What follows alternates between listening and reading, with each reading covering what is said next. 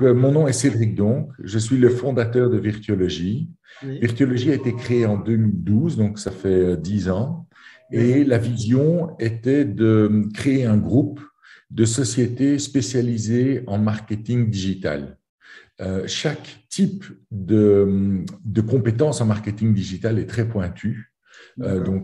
Ça va de l'achat média à l'optimisation pour les marketplaces. Ça couvre aussi l'internalisation d'AdTech pour certains très gros annonceurs.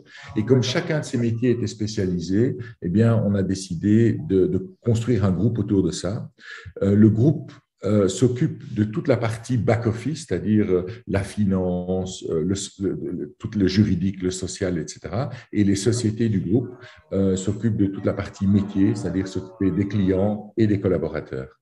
D'accord, d'accord. Alors, vous avez un CV atypique, vous êtes entrepreneur, business angel, vous enseignez aussi l'entrepreneuriat et la finance. Dans quel pays il est plus favorable d'entreprendre aujourd'hui? Je crois que tous les pays sont de bonnes plateformes pour se lancer. D'accord, Nous sommes lancés en Belgique, en France, en Espagne, en Italie, au Canada et aussi en Afrique, puisque j'ai lancé plusieurs sociétés à Madagascar. d'accord, Et je crois qu'il n'y a pas un pays qui est plus facile qu'un autre. Les contextes concurrentiels sont différents, mais tout peut fonctionner. d'accord. Et en tant qu'investisseur, vous investissez dans quel genre de boîte en ce moment? Quel Alors, secteur? j'ai investi dans des sociétés qui sont actives dans le marketing sur Internet et plutôt dans des sociétés qui sont en phase de scale-up plutôt que de start-up. Donc, un deck de slides pour 50 000 euros, ça, c'est quelque chose que je ne fais pas. D'accord. Par contre, pour 500 000 euros, une société qui a avec une dizaine de personnes et qui a envie de monter à 100 personnes, ça, c'est tout à fait la cible de nos investissements. D'accord, d'accord. Alors, vous êtes le fondateur et le doyen de Virtuologie Academy qui se concentre sur la création d'entrepreneurs. Comment on devient entrepreneur en 2022? En créant sa société. D'accord, d'accord.